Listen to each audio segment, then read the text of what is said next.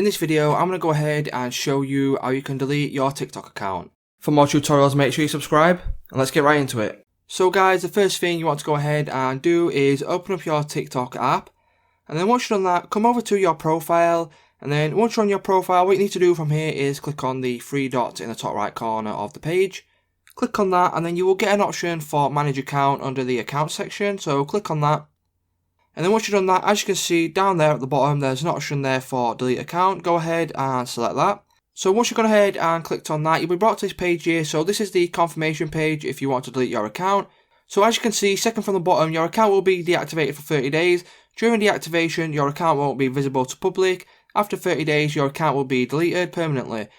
So if you want to go ahead and you are happy with this, go ahead and select the delete account tab there.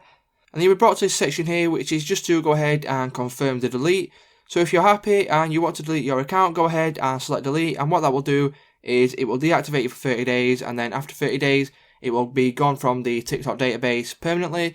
So it's just that simple, guys. If this video did help you out, please don't leave a like, comment, subscribe to the channel, and I'll see you in the next one.